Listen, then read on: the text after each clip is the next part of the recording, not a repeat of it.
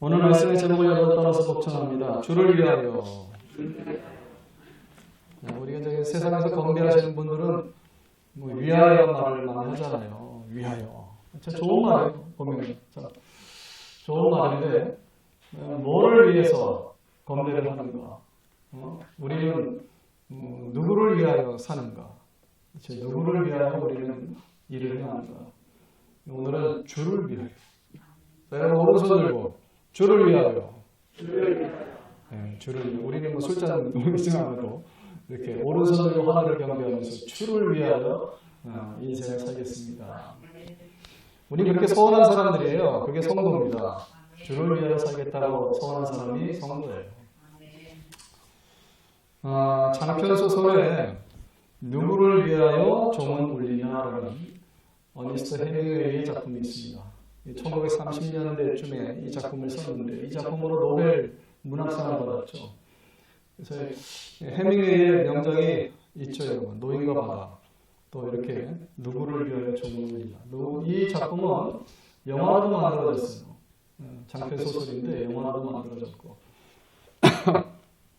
근데 그 영화 내용은 좀 허무합니다. 스페인 내전에 참전한 의용군이 작전을 수행합니다. 다리 폭파 임무를 받고 작전을 수행하는 중에 한 여인과 사랑에 빠지게 되죠. 또 어떤 산적 두목의 아내 도움을 받아가지고 다리 폭파하는 임무를 또 수행해요. 근데 이제 결과적으로는 적군의 폭탄 세례를 받고 그 포화 속에서 죽어갑니다. 그래서 자기 인생이 허무한 거예요. 다리 폭발을 했는데 작전을 수행했는데 과연 누구를 위해서 이렇게 일을 해야 되느냐? 무엇을 위해서 일을 해야 되느냐? 이데올로기를 위한 것이냐? 민족주의를 위한 것이냐? 또 누구의 야망을 위한 그런 소유물이 될 것이냐? 참 복잡한 내용입니다. 그래서 이 폭파 속에서 죽어가면서 사랑도 또 자신의 목숨도 가정도 잃어버린다는 굉장히 허무한 내용을 담고 있어요. 이 제목이 중요한데 누구를 위하여 종은 울리나? 이 제목은 존 don이라고 하는 영국 시인의 종교 시의 제목입니다. 그러니까 종교적인 내용을 담고 있는 시의 제목이에요. 자신의 신앙 고백을 하는 내용인데 그 존 don의 시의 제목이 누구를 위하여 종은 울리나입니다. 근데 그때 그 종은 무슨 종인가 하니 교회에서 땡그렁 성도님들 예배드리러 오십시오 그런 종이 아니고 사람이 죽었을 때 울리는 조종 있죠. 그 종입니다. 사람이 운명했을 때 이 세상을 떠나갈 때 울리는 그 참 서글픈 종이죠. 그 조종을 의미합니다. 근데 이 시의 내용은 이래요, 여러분. 그 공동체 의식을 강조하는 내용입니다. 인간은 홀로 살 수 없다. 그래서 무인도에 가끔 보면 나는 자연이라고 하면 홀로 계신 분들 있잖아요. 제가 나는 자연이가 저도 이제 팬입니다. 참 많은 편을 봤어요. 저도 보면은 지혜가 있어요. 어떻게 그 야생에서 그 혹독한 환경 속에서 어떻게 살아남을 수 있을까? 거기에 대한 생존 비결들이 녹아 있습니다. 여러분 상상해 보세요. 인정하는 산 속에서 10몇 년, 20년 이상 또는 30년까지 사신 분들이 있는데 그 노하우가 얼마나 대단하겠어요. 근데 그게 우리가 따라가야 될 인생의 모델은 아니다. 혹시 이 중에 나는 자연인가를 꿈꾸는 분이 계시면 다른 꿈을 좀 꾸셨으면 좋겠습니다. 늙어서 이렇게 너무 처량하게 혼자 계시지 말고 누구를 위해 종을 울리나라는 그 시의 그 주제는 뭐냐? 인간은 섬에 고립된 존재가 아니다. 그 뭐냐? 대륙의 한 조각이다. 대륙. 유라시아 대륙 같은 거대한 대륙의 한 조각이 인간이다. 그래서 여러분 저기 강릉에 그 해안가가 침식이 되잖아요. 그래서 강릉 그 해수욕장이 지금 보면 침식돼가지고 지금 그 관광업에 종사하시는 분들이 근심이 참 많답니다. 왜냐하면 모래가 없고 해변가가 없으면 관광객이 올 리가 없잖아요. 그런데 근데 백사장이 거기가 비치가 보기 좋아하는 사람들이 더 오겠죠. 근데 모래가 딱 나고 없는데 어떻게 사람들이 오겠어요? 보니까 풍랑이 막 너무 거세가지고 모래를 다 쓸어가더라고요. 근데 이렇게 바닷가에 한 일부 땅 일부가 깎여 나갔을 때 그때 그것이 내륙에 사는 사람은 내일이 아니라고 생각할 수 있잖아요. 그러나 그렇지 않다. 그것은 바닷가의 땅 일부가 깎인 것이 아니고 유럽 대륙의 일부가 깎인 것이다. 그렇게 얘기하고 있습니다. 대륙의 한 일부가 깎여나간 것이다. 쉽게 얘기하면 우크라이나에서 이제 곧 전쟁이 일어날 것 같지 않습니까? 우크라이나 전쟁이 임박했다고 지금 미국에서는 뭐 대사관 직원이나 또 미국 시민들을 다 철수시키고 있잖아요. 그래서 우리나라도 지금 철수 준비를 지금 하고 있는 걸로 알고 있습니다. 그러면 우크라이나에서 전쟁이 일어나서 수많은 사람들이 이제 미사일 폭탄 세례를 받으면서 죽어갈 텐데 그건 우리와 대한민국과 아무 상관없느냐? 상관이 있다는 얘기예요. 우리와 상관이 있다는 얘기예요, 여러분. 당장 석유값이 120불 뛰어오른답니다. 물가 폭등이 일어나요. 세계 금융시장에 대혼란이 일어나요. 이게 우리와 상관없는 일이 아니에요. 상관이 있다는 얘기예요. 코로나도 마찬가지예요. 처음에 우한 시장에 뻥 터졌을 때 우리나라와는 상관없을 줄 알았죠. 그러나 이렇게 코로나 때문에 전국이 지금 근심 염려하고 있지 않습니까? 당장 오늘 우리 교인 가정을 모르고 있잖아요. 예전에 스페인 독감이 유럽 인구의 3분의 1을 죽였을 때는요. 교회들이 아예 폐쇄를 했습니다. 지금같이 이렇게 마스크 쓰고 예배드리는 정도가 아니고 아예 폐쇄를 했어요. 교회가. 문 닫고 아예 그냥 교회 역할을 못하는 건물들이 많았습니다. 그래서 이게 남의 일이 아니라는 거예요. 스페인 독감이 여러분, 그 당시에는 비행기도 없는 때에 어떻게 전파되가지고 조선 땅까지 들어와서 조선에서 수많은 사람이 죽었습니다. 그 스페인 독감 때문에. 그래서 우리 민족도 스페인 독감의 피해국이에요. 지금 코로나가 전 세계에 안 퍼진 데가 없죠. 섬나라까지 다 퍼졌으니까. 심지어 정글, 아마존 정글까지 코로나가 들어왔다고 하니까 이게 얼마나 좀 밀접한 운명 공동체입니까? 그래서 나 혼자 홈으로 살면 되지, 나 혼자 아무렇게나 살면 되지, 그게 안 된다는 얘기예요. 그렇게 살면 반드시 내 옆사람, 이웃, 또 인류에게 피해가 간다는 얘기예요. 그래서 누구를 위하여 종을 위하는 공동체 의식을 강조하는 아주 숭고한 뜻이 담겨 있습니다. 여러분 기억하십시오. 내 주위 사람들이 건강해야 나도 건강해지는 겁니다. 우리 코로나 때 그걸 아주 절실하게 절감하고 있습니다. 그래서 전에는 제가 코로나가 턱 밑에까지 왔습니다라고 얘기를 드렸지만 지금은 이제 코앞에 왔습니다라고 얘기할 수밖에 없어요. 이제 코로나가 코앞까지 왔어요. 참 위험한 때입니다. 그래서 예수님께서는 네 주위를 관리하라고 말씀하셨습니다. 네 주위를 관리해라. 그래서 집안도 마찬가지예요, 여러분. 가족끼리 서로 관리를 해줘야 됩니다. 그래서 뭐 남편은 남편, 부인은 부인, 애들은 애들, 이건 마이 웨이, 내 인생은 내 거니까 터치하지 말라는 식으로 지금 그렇게 가치관을 지금 가지고 사는 사람들이 의외로 많습니다, 지금. 그래서 싱글 가정들이 갈수록 늘어나고 있지 않습니까? 같이 못 사는 거예요, 서로. 내 주장이 너무 강해서, 내 고집이 너무 강해서 같이 못 사는 거예요, 한절에. 예전에는 저는 지금도 기억나요. 모래내 시장 그 철도가 건너가면은 저 지방에서 그야말로 꽃다리만 들고 오신 그 판잣집 그 이주민들이 꽤 많았습니다. 문 열면은 그냥 바로 방이에요. 대문 열면 바로 방이야. 근데 그런 단칸방에서도 사람이 왁자지껄하게 살고 있어요. 한두 사람이 아니고 여러 사람이 그 단칸방에 왁자지껄하게 살고 있어요. 그래도 하하호호하고 바깥에서 비 맞으면서 밥하고 그걸 가지고 들어가서 밥 한 끼 먹으면서도 호호하면서 사는 사람들이 있었어요. 근데 지금 각방을 쓰면서도 어찌 이렇게 서로 어른들이 살고 있습니까? 이게 가장 중요한 공동체 의식이 실종되고 있다. 가족도 마찬가지예요. 누구 하나가 지금 실직을 했거나 어렵다. 도와야 돼요. 형제가 서로 도와야 돼요. 그런 형제는 길을 쓰고 도와야 되는 거예요. 교회도 마찬가지예요. 교회 가정 중에 누구 하나가 지금 어려운 가정이 있다. 그게 내일이 아닐까요? 바닷가에 땅이 깎여 나가면서 유럽 대륙이 깎여 나간다고 했잖아요. 그건 내일. 그래서 도와야 되는 거예요, 그거는. 그래서 예수님은 뭐라고 했습니까? 내 이웃을 네 몸과 같이 사랑하라. 그러면 모든 율법이 완성된다고 말씀하셨습니다. 하나님이 우리에게 계명을 더 주실 필요가 없다는 거예요. 사랑할 수 있으면. 사랑하는 자는 악을 행하지 않는다고 했어요. 내 이웃을 사랑하는 자가 어떻게 사기를 치겠습니까? 어떻게 그 사람을 공무행령을 하겠습니까? 못하는 거예요. 내 이웃을 사랑하라.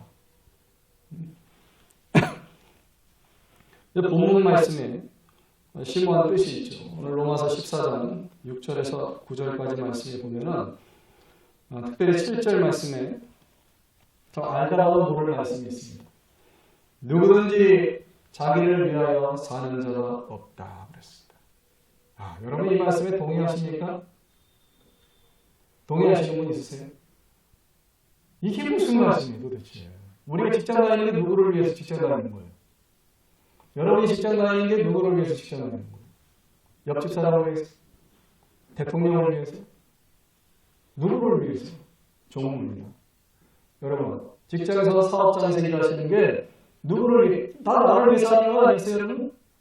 나 잘 먹고 잘 하자고 일하는 거 아니었습니까? 나 편하게 살자고 일하는 거 아니었어요? 내 노후 대책하려고 일하시는 거 아니었어요?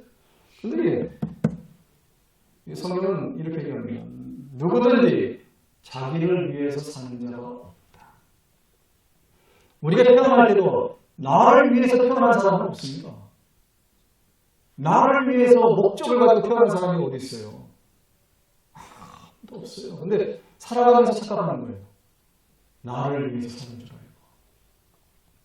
태어날 때도 그렇게 안 태어났는데 살면서 아주 심각한 착각병에 걸리는 겁니다. 나를 위해서 사는 인생인 줄 알고 착각하면서 사는 거예요. 그걸 깨야 돼요. 그게 기독교의 가장 중요한 교리 중에 하나입니다. 그걸 깨야 돼요. 그 사고방식을 깨지 않으면 마치 달걀 껍질을 깨고 나와서 새로운 세상을 즐기는 그 병아리의 그 기쁨을 알지 못합니다. 그 달걀, 계란 속에서 썩어 죽는 거예요. 더 넓은 세상이 있다는 걸 모르고, 더 은혜로운 세상이 있다는 걸 모르고 썩어 죽는 거예요. 그 안에서. 저는 우리 교회들이 그 각지를 깨고 나가기를 바랍니다. 그래서 말씀 붙들고 기도해야 되고 말씀 붙들고 묵상해야 되는 거예요. 이 말씀 참 감사해요. 이번 주에 제가 교회 와서 저녁 때 이 말씀 붙들고 묵상하면서 은혜 많이 받았습니다. 이게 예전에 제가 이 말씀은 그냥 지나쳤어요. 뭔 소리인지 도대체 밑도 끝도 없는 말씀 같더라고요. 예전에 제가 이 말씀 읽었을 때. 근데 나이 들어서 이제 제가 이제 50대 중반 넘어서면서 이 말씀을 보니까 그래. 저도 제가 이제 화면이 보이잖아요. 일몰이 보이기 시작하고. 전에는 동토로 일출만 보였는데 이제는 화면이 보이잖아요. 그러다 보니까 이 말씀이 가슴속에서 깨달아지는 거예요. 그래. 뭘 위해서 그렇게 종을 치고 달려고 하냐? 뭘 위해서? 또 있습니다, 여러분. 누구든지 자기를 위해서 죽는 자가 없다고 그랬습니다. 이게 참 대단한 말씀입니다. 누구든지 자기를 위해서 사는 자도 없지만 누구든지 자기를 위해서 죽는 자도 없다고 그랬습니다. 이 말씀 지당합니다. 동의하시면 저는 지당한 말씀이라고 봐요. 자기를 위해서 죽는 사람이 어디 있어요, 여러분?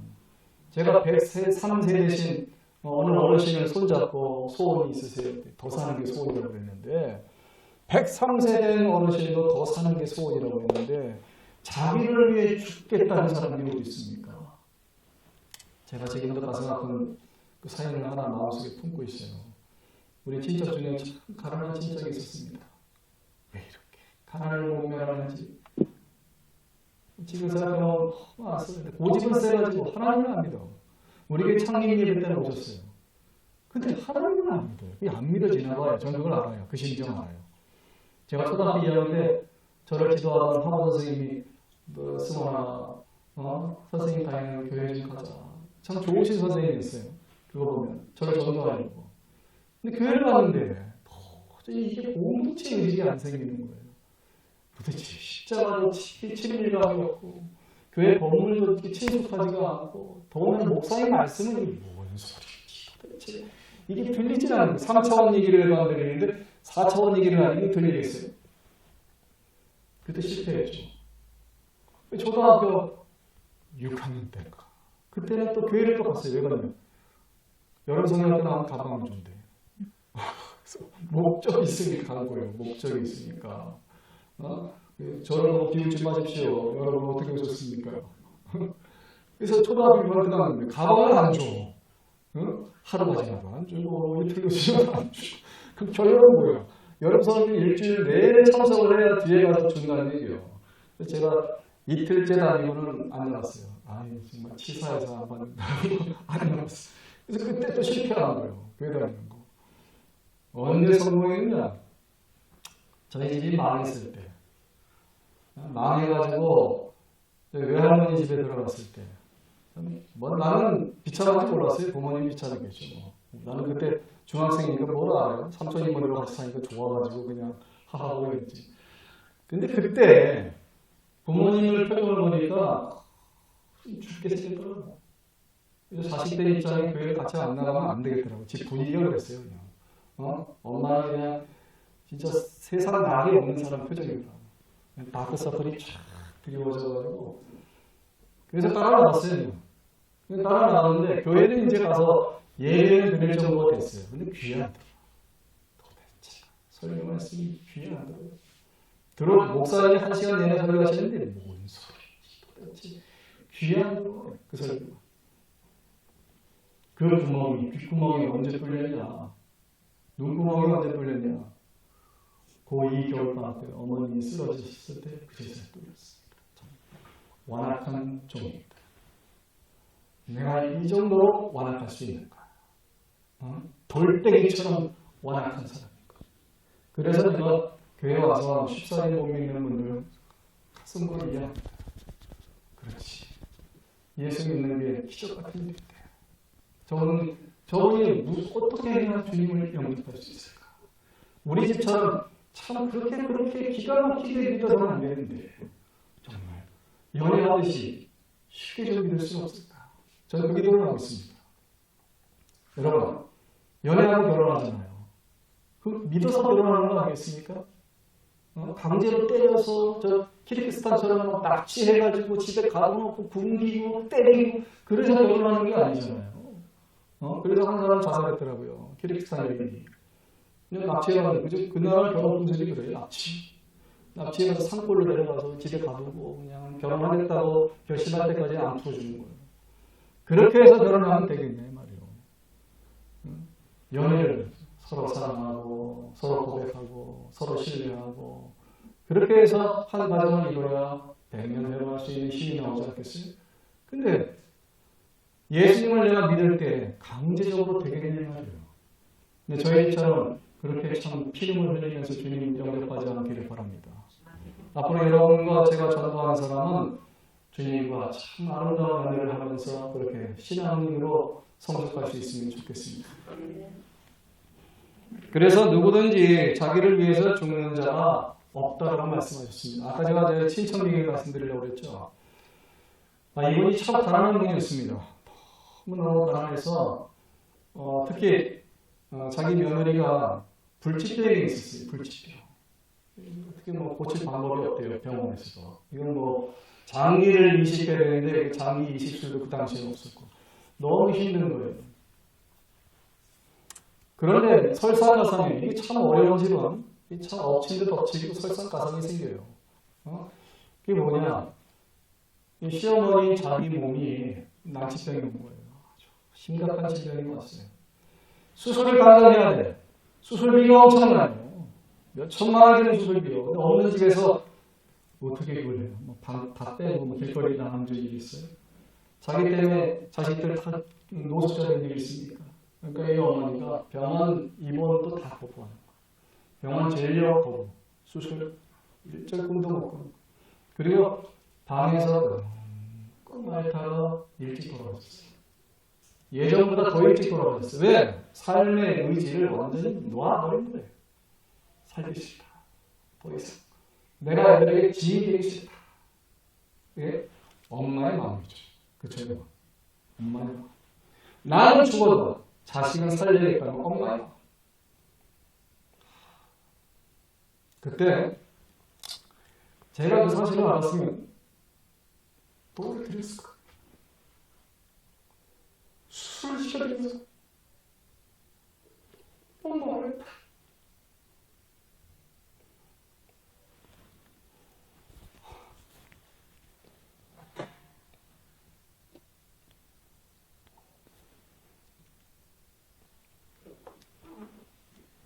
목사님 제가 그걸 좀 더 읽지 않았어야 되는데 그걸 읽지 않았어요.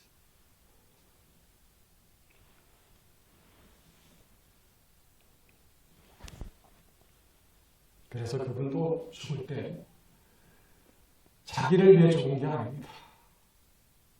자식을 위해 죽었고 자식을 위해서 죽었어요. 그래서 이 말씀이 가슴에 와닿는 거예요. 죽는 것도 나를 위해서 죽지 못하고. 8절 말씀에 더 심오한 말씀이 나옵니다. 무슨 말씀이냐? 사나 죽으나 우리가 주의 것이고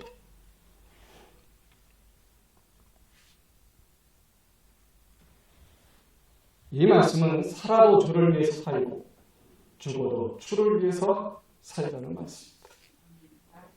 왜 이게 중요한 거 아니? 예수에 집중하고 예수를 위해서 살고 죽으려고 할 때는 공동체 의식이 강해집니다. 그래서 내 이웃을 사랑하는 마음이 충만해져요. 그래서 사탄의 유혹에 빠지지 않아요. 내 이웃을 원수로 적으로 돌리지 않아요. 가족끼리 서로 칼을 겨누지 않아요. 서로 가서 가족을 아프게 하지 않아요. 그래서 헤어진 일이 없어요. 저는 우리 교회 가정이 그러길 바랍니다. 헤어지고 흩어지고 서로 미워하고 원망하는 그런 가족이 되지 않기를 바랍니다. 정말 서로를 끝까지 지켜줄 수 있는 그런 사랑의 가정이 되기를 소원합니다. 로마서 13장 8절 말씀에 피차 사랑의 빛 외에는 아무에게든지 빚도지지 말라. 나를 사랑하는 자는 율법을 다 이루었느니라. 그 말씀이었습니다. 로마서 13장 10절 말씀에 사랑 이웃에게 악을 행치 아니하나니 그러므로 사랑 율법의 완성이라고 말씀했습니다. 은평지방에 제 동기 목사님 한 분 계셨어요. 근데 이 목사님이 최근에 고백을 하나 했습니다. 무슨 고백인가 하니 초등학교 때 참 엄한 아버지가 계셨답니다. 이 아버지는 바깥일에 바빠가지고 자식들을 따뜻하게 안아준 적이 없어요. 따뜻한 말 한마디 제대로 해준 적이 없는 그런 아버지예요. 참 세상에 바쁘이 세상에 일로 시달리면서 이렇게 사는 그런 아버지예요. 여러분 예전에 우리 아버지들 그러지 않았습니까? 예전에 1960년대 70년대 부모님들이 참 어렵게 살았잖아요. 나라가 그때 참 가난하다 보니까 어렵게 살았어요. 자식들은 그 아버지의 심정을 어찌 다 알겠습니까? 그 아버지가 정리소를 운영하려고 지인들에게 빚을 내고 정리소를 운영하다가 그만 부도가 났어요. 빚만 그냥 많이 남은 거죠. 이제 사업은 다 망하고 빚이 남고 고민하고 근심하다가 아버지가 자살을 했어요. 초등학교 4학년 때. 자식은 5남매인데 5남매를 놔두고 아버지가 자살을 했어요. 그래서 여러분 지금 이 코로나 시국에 많은 자영업자들이 위기를 겪고 있지 않습니까? 주변을 좀 보시라는 얘기예요. 주위 사람 중에 정말 벼랑 끝에 서 있는 사람이 있는지 가정을 포기하려고 하는 사람이 있는지 좀 보라는 얘기예요. 이분이 자살하고 났을 때 얼마나 어렵게 살았는지 모릅니다. 그 오라버니가 우울증에 앓으면서 병원약에 의지하면서 행상을 하며 5남매를 키워냈으니 얼마나 힘들었겠어요. 얼마나 힘들었겠어요. 강골인 남자가 해치고 나가기 힘든 세상인데 그 연약한 여자의 몸으로 5남매를 양육하며 나가려고 하니 얼마나 무섭고 힘들고 참 밤마다 눈물을 흘렸겠어요. 여러분 여자 혼자서 가정을 이끌고 나가는 그 두려움과 그 어려움을 겪어보지 않은 사람은 모릅니다. 그걸 이해할 수 있어야 돼요.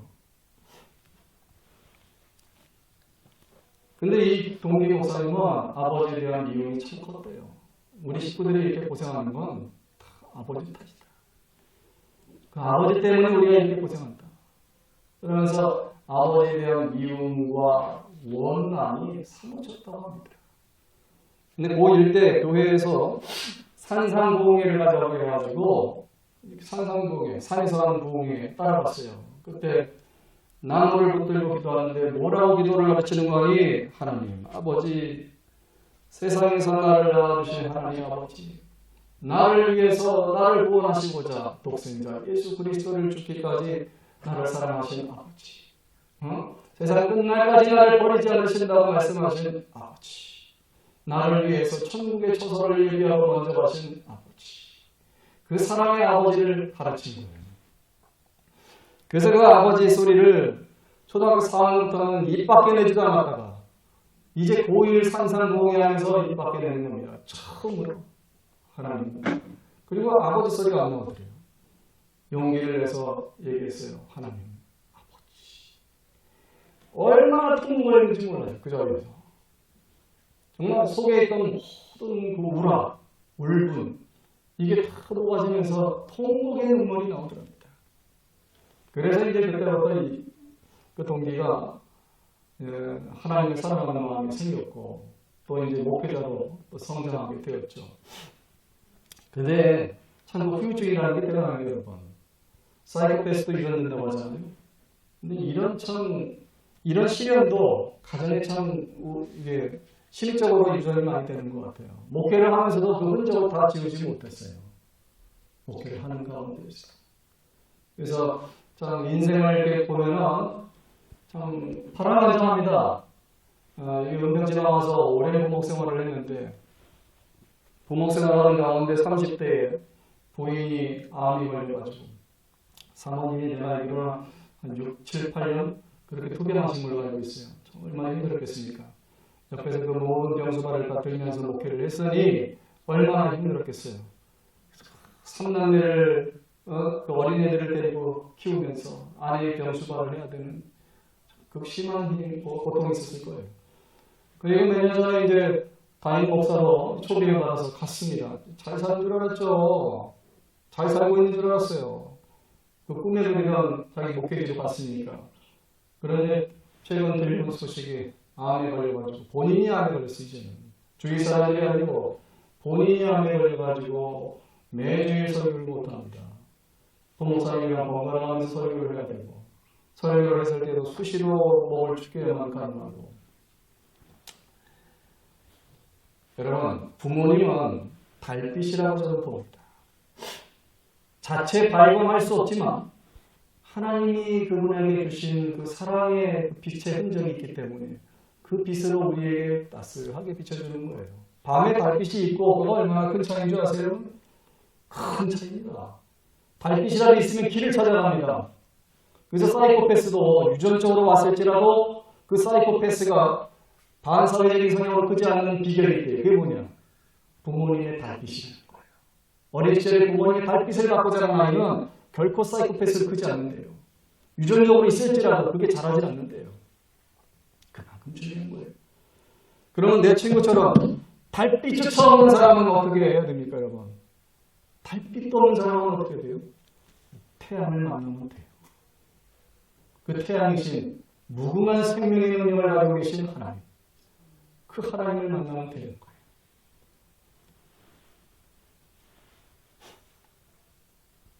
사랑하는 성도 여러분, 이제는 우리가 예수님 말씀처럼 나와 남을 단절하고 살 수는 없는 세상임을 깨달았습니다. 우리는 운명 공동체이자 또 공동체 의식을 가지고 살아가야 하는 거룩한 성도입니다. 앞으로 여러분이 무슨 일을 도모하시는지 간에 이 가치관을 가지고 결정해 주시기를 부탁 말씀드립니다. 나 혼자 자동차 뛰었을 때는 그 사람은 얼마 가지 못해요. 혼자 쓰러질 수밖에 없어요. 도태될 수밖에 없어요.